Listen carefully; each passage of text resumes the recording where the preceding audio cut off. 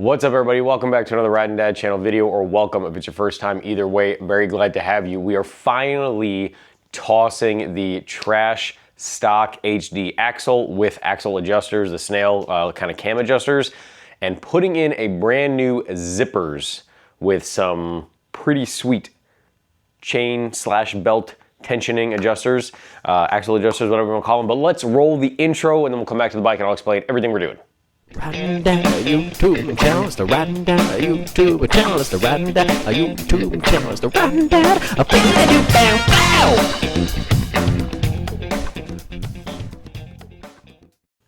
All right, so as you'll see in a second, and if I remember in post video slash during editing, I will post a picture up right now to see the stock Harley axle adjusters on pretty much every bagger that I've seen for, oh gosh, I'd say 20-ish, maybe even longer than that. I'm kind of new to the bagger scene. I've done Softail stuff and Sportster stuff for a little bit, but yeah, pretty much every bagger that I've really ever seen for at least 20, 25 years, somewhere in there.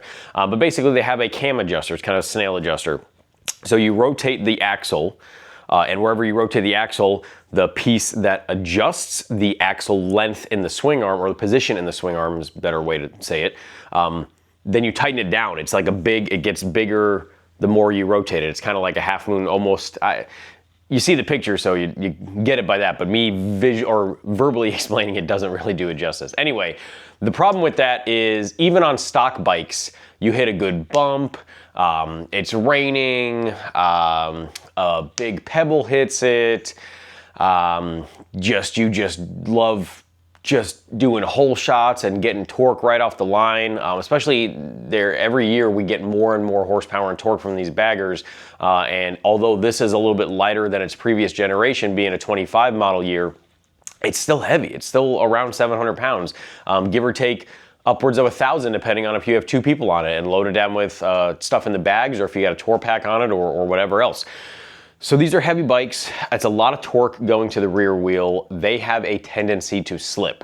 This is even more of an issue once you start doing a cam, stage 2, stage 3, stage 4, whatever it is, either a whole different engine, a big bore kit, different heads, even just with a tune and a exhaust, these bikes are getting a significant bump in horsepower and torque, specifically the 117s. There's just a lot left in there from factory. It's super cool to open it up, which stuff is ordered, so you guys will see in a minute.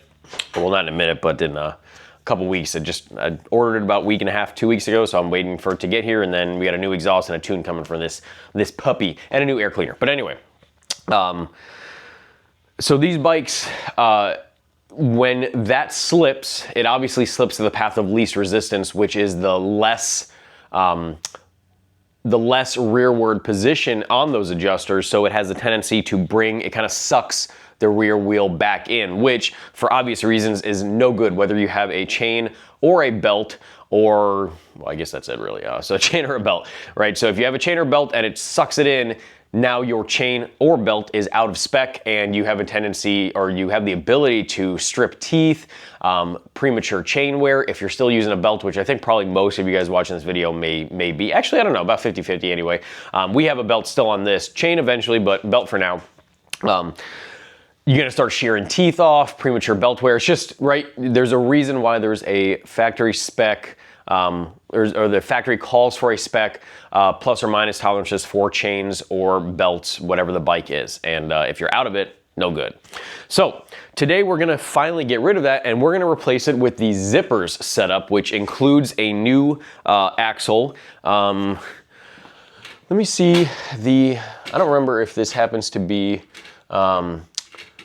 titanium or not. I don't know why I can't think, and now I can't, for that position, grab my toolbox piece.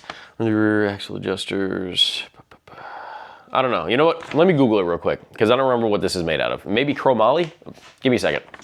All right, so I searched it on the old interwebs, and it is chromoly. I don't know why I thought titanium in my head. This is way too heavy to be titanium. But chromoly, for those of you that don't know, is what like professional level BMX bikes are made out of. It's an incredibly durable material, and very resistant to deformation and cracking, etc., stuff like that. So chromoly axle and severe duty slider style chain adjusters, eliminating the hard to align cam adjusters.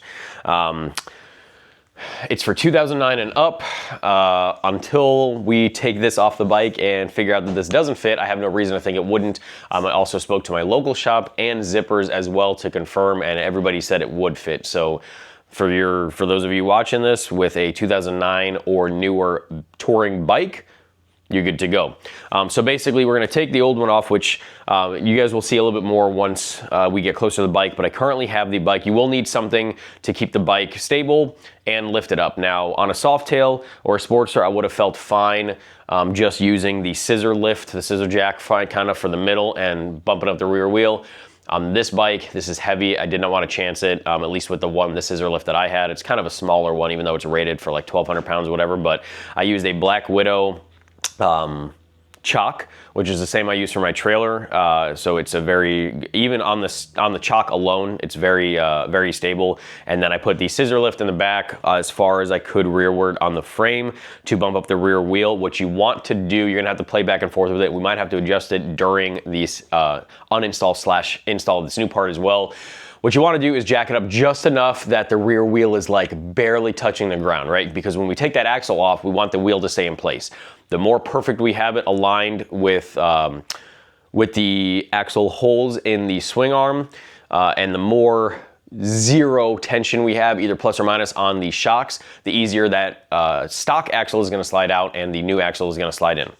So I guess without further ado, I'll move you guys back to the bike. You will have to take the bags off, and if you have the stock pipes, which we currently do on this bike, you are gonna have to take the mufflers themselves, like the actual, the rear part of the exhaust. You're gonna have to slide those off, which is easy. 2 bolts on the bag supports, 1 bolt for the actual muffler itself to tension onto the header pipe, and that's it. So let's go ahead and take the stock one off, and you will see me doing something I don't like to do. Unfortunately, on the static portion of the axle, I do have to use an adjustable wrench. I know I had one because I've done this before. I cannot find where the socket is for that. I have a socket for the other end. I cannot find that, and most, if not like 95, almost 100% most of the time, all of your loosening and tightening does go on the other side. So between my impact and this, we should be okay. Worst case scenario, you'll see me tell you that I had to go to the hardware store. And inevitably they won't have it because it's a crazy big size and my hardware stores suck for that kind of stuff here. So I'm gonna have to order it, and this will be a week-long process of a video, but hopefully not. So let's move you guys closer to the bike, take off the stock axle, pop it off, and yeah, let's get going.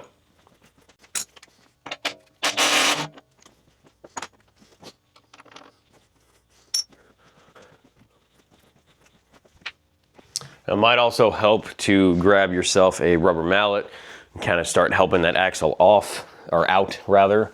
We might have to adjust the scissor lift also.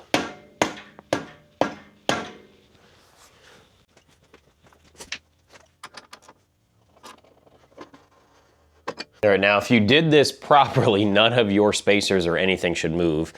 And here's another kind of up close of how this works. And the other end fits over this kind of, there you go, now you can see it, this flattened space in this axle.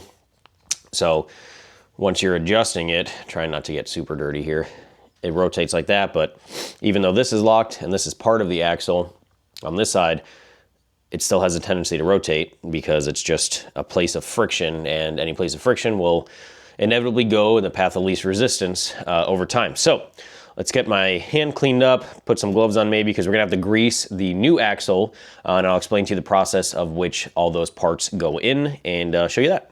All right, so before I grease it up, show you guys the correct order of installing this. So this is obviously the axle.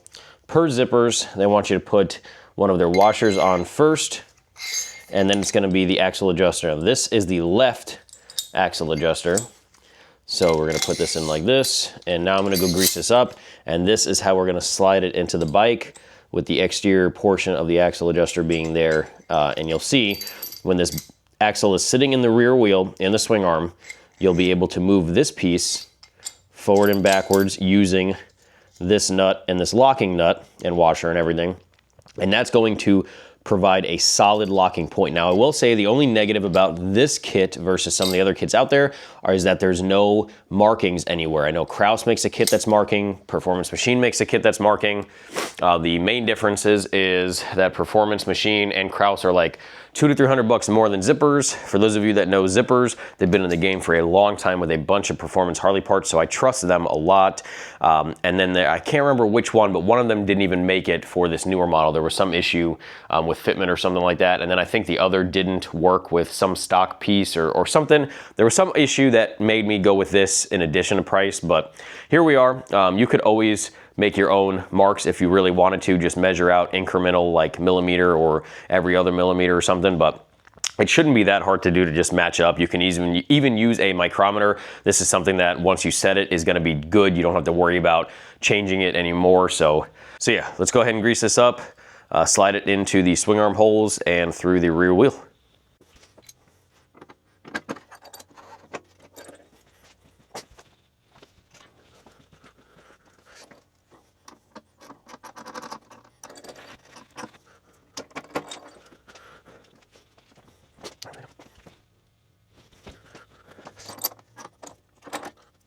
All right, once this side is in place, on the other side, we're gonna put the axle adjuster, then the supplied washer, and then the stock nut on that side. You are gonna reuse the nut from the stock axle, and then it comes with its own locking piece that we'll put on after to like Zippers has their own, so you will not reuse that locking pin.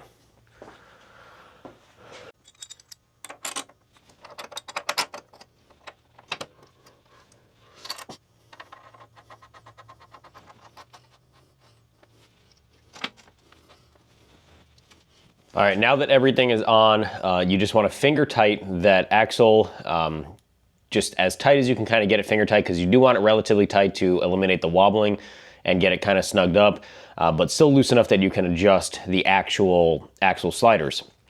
Now what you want to do is jack up the bike even more so that there is absolutely no tension on the rear wheel. It can spin and move freely, and then adjust the belt/chain tension to whatever your specs, preference, whatever it is that you're running. Adjust that. By adjusting that, you're gonna use, on this specific kit, it's a 9/16 wrench. You'll see me do it. You're gonna adjust this adjusting nut in the back, either tighten or loosen. Excuse me, the tightening is going to move, or it's going to pull this middle part of the axle adjuster rearward. You're gonna move the axle back in the swing arm, thus obviously moving the rear tire rearward and putting more tension on your belt. As you can see, this has a lot of adjustment to go because it just got put on. So once you have that position good where you want it, you're gonna take the same kind of wrench, just obviously you'll need a second one, and you're gonna tighten up this locking nut all the way to wherever you tighten that original adjusting nut, and it's gonna lock it in place. Then, and only then, will you go back and tighten down the axle itself to the manufacturer spec, or the manufacturer specs. And the Zippers kit specifically tells you to tighten theirs down to 95 to 105 foot-pounds of torque. And then obviously put that kind of locking C-clip on there. So that is what we're gonna do.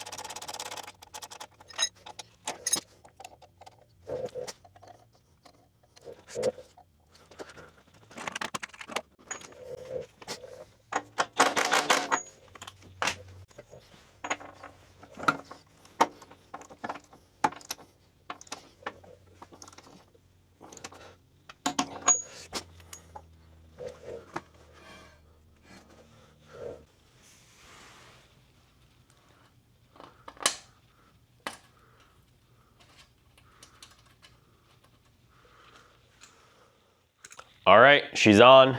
Very happy with it. I used my micrometer, which again, I will post the links for everything in this description just in case you have kind of no clue what you're looking for to some extent, you know.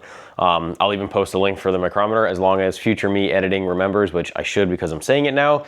But yeah, very easy to do, not hard at all. Zippers makes good products. They've been around for a long time. Everything fit really good. Make sure you grease the axle up. My preferred grease for anything outside and vehicle related, trailer related has always been Lucas Red and Tacky. That's just what I've always used and I've always had good luck with it. It really just literally just stays on. Also, I've come to like the smell. It's like a, I don't know, just reminds me of home, you know? But yeah, so this will never move. So assuming that you get that axle adjustment correct, you are set. This is what almost all metric bikes have, especially sport bikes. They have axle adjusters like this. If you have a chain kit, this is going to be a game changer for you. And I would go as far as to say, this should be one of your top 5 upgrades to your touring bike that you should do, period. Doesn't matter if you're leaving the whole thing stock with stock pipes and everything. This is something that is going to save you being stranded on the side of the road with a shredded belt or sheared teeth off of a rear sprocket or crappy, what's the name for it? It's not pulley, crappy pulley wheel divots, or it's just gonna save you potentially being stranded, and it's just gonna make your life easier if you do your own maintenance. Cannot say enough good things about this. I think the kit was like, I think it was like either under 200 or under 300 bucks, around the $200 to $300 price range. To me, that's a no-brainer. It's been sitting back there for a while in a box. I actually bought that before I bought anything else. I actually bought that before I even took delivery of the bike because I knew how big of an issue those were, and whether I wanted to leave the engine stuff stock or even, you know, exhaust stock, I knew I wanted that. So yeah, very easy install. Hopefully this video helped you. Maybe it educated you about this problem that you didn't even know existed.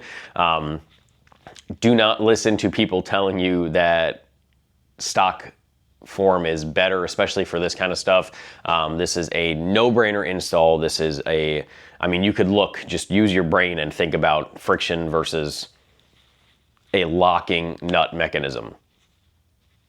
Just look. You could figure it out. But yeah, let me know what you guys think. Let me know if you have this. Let me know if you prefer the Kraus or the Performance Machine system. Again, like I said, it's almost double the price. Now, if I was running no bags or whatever, now, although the Zippers has a very clean look in that chromoly finish and the grade 8 washers, the Kraus and the Performance Machine are a black. I believe they have a chrome version too. So if you're going all chrome, obviously that would look a little bit better. Those notches are a nice benefit, but like I said, again, you could even make the notches on your own very, very easily.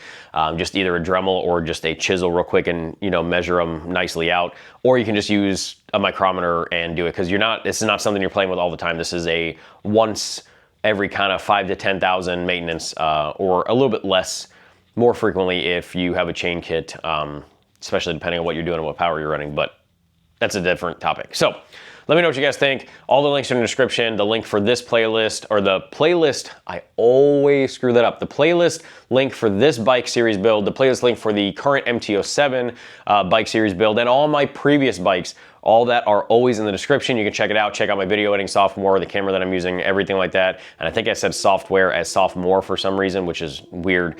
But yeah. Anyway, thank you guys very much for watching. And until the next time, ride safe, have fun. Dad out.